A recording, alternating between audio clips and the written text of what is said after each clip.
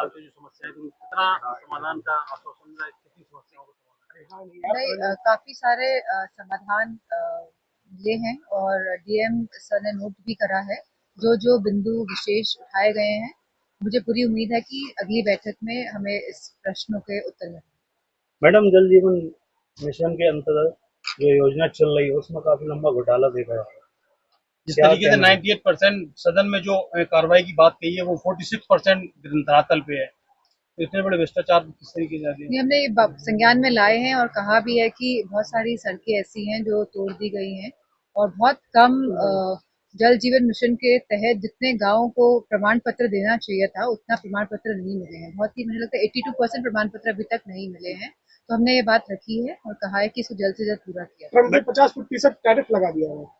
ये बहुत ही दुर्भाग्यपूर्ण बात है क्योंकि जहाँ बड़ी बड़ी बातें कही जाती थी कि हमारा देश आगे बढ़ रहा है, कि हमारे संबंध अपने आसपास के देशों से और पूरे विश्व से सुधर रहे हैं, तो जो टैरिफ लगा ये अपने आप में दर्शाता है कि कहीं ना कहीं भारत की जो फॉरेन पॉलिसी है वो पूरी तरह से नाकामयाब रही है। संजय निषाद के बगावती पेपर देखने को मिले हैं। उन्होंने कहा कि अगर गठबंधन से फायदा नहीं है तो गठबंधन तोड़ दिया जाए। ये तो उनके आपस की बात का समय है। बिहार में चुनाव है और वोट चोरी का मुद्दा विपक्ष लगातार उठा रहा है। ये लगातार पूरे संसद में एसआईआर का मुद्दा हम लोगों ने पूरे विपक्ष ने मिलकर उठाया और मुझे जिस तरह से डिटेल्स पता चली हैं कि जहां वोट बढ़ाए जाते हैं, जहां वोट कटाए जाते हैं, जहां शासन और प्रशासन का प्रयोग किया जाता है, कहीं ना कहीं डेमोक्रेसी को डिस्टेबलाइज करने में पूरा भारतीय जनता पार्टी की सरकार लगी हुई है। मैडम, मैडम जब से सरकार आई है बीजेपी की तब से लेकर अभी तक मैडम इन्होंने क्योंकि लगातार जब हम गांव में जाते हैं, लोगों के संपर्क में आते हैं, लोग कहते हैं हम वोट तो देते हैं लेकिन हमारा वोट कहाँ चला जाता है। हम चाहते हैं तो आप लोग आए सरकार में, लेकिन वोट देते हैं लेकिन वोट कहाँ चला जाता है। तो अब पूरी पारदर्शिता से ये समझ आ रहा है कि भारतीय जनता पार्टी हर हथकंडे अपनाती है और सभी इंस्टीट्यूशंस का प्रयोग करके कहीं ना कहीं हमारे संविधान और हमारे डेमोक्रेसी जो प्रजातंत्र है उसको तहस नहस करने में लगी हुई है। वोट अधिकार यात्रा निकली गई, उसमें क्या राष्ट्रीय अध्यक्ष जी शामिल होंगे वोट अधिकार यात्रा में? जी, बिहार में जो यात्रा है उसमें 30 तारीख को प्रोग्राम है। संबल घटना को लेकर के न्याय कमेटी का गठन कर दिया गया है।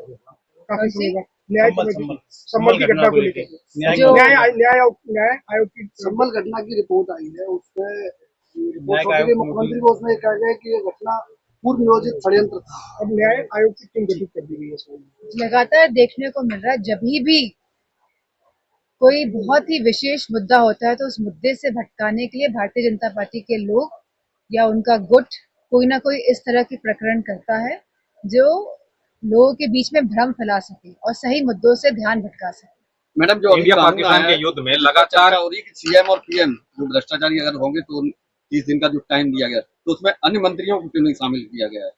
नहीं, हमें ये सोचना पड़ेगा कि इस तरह का अधिनियम लाया क्यों गया, विधेयक क्यों लाया गया संसद के अंदर।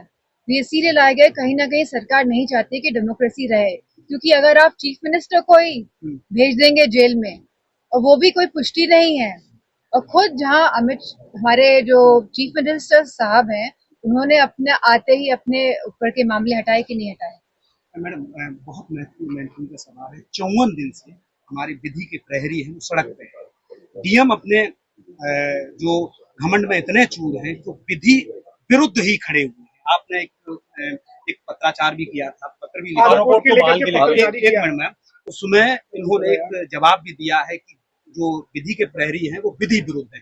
लेकिन ये जो उत्तर प्रदेश राजस्व संहिता है जो सपा सरकार में लागू की गई थी, इसमें कोई भी इस तरीके की जो ये डीएम कह रहे हैं कि विधि विरुद्ध किया जा रहा है, इसमें व्यवस्था नहीं है।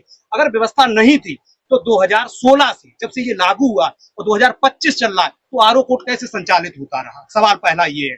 अगर आरओ कोर्ट इसमें व्यवस्था नहीं थी तो आरओ कोर्ट जब संचालित, डीएम से पर्सनली बात करके इसको यह सुनिश्चित करेंगे कि वापस से चालू हो जाए। अच्छा मैडम, इंडिया पाकिस्तान के युद्ध में राहुल गांधी लगातार प्रधानमंत्री मोदी के हमलावर है। उन्होंने कहा कि ट्रंप ने मोदी को धमकी दी थी अपना कारोबार बंद कर देंगे, जिसपे मोदी को 24 घंटे का अल्टीमेटम दिया था ट्रंप ने, और जिसमें 5 घंटे में मोदी जी ने वो कल ही प्रेसिडेंट डोनाल्ड ट्रंप का बयान आया है कि मैंने धमकाया, कि मैंने कहा कि 24 घंटे में आप युद्ध विराम कीजिए और युद्ध विराम 5 घंटे में हो।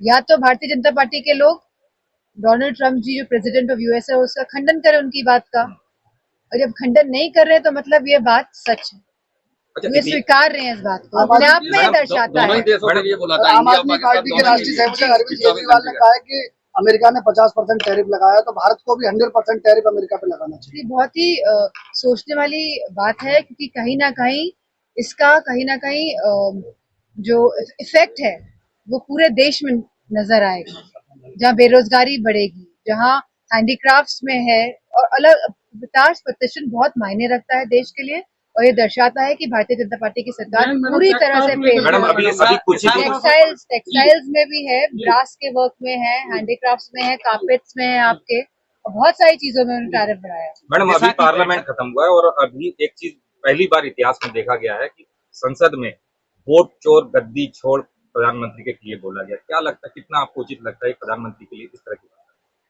मैं समझती हूँ, क्योंकि हम चाहते थे और लगातार सभी सांसदों की ये डिमांड थी कि एसआईआर पर चर्चा हो, कि जहां लगभग 80 लाख लोगों को सूची से हटाया गया है वोट डालने की, जो सूची लाए हैं जहाँ पे 80 लाख लोगों को घटाया गया है, तो कहीं ना कहीं सांसदों में भी आक्रोश था कि आखिरकार ये क्यों हो रहा है, और क्यों ये सरकार नहीं चाहती है कि संसद में चर्चा हो।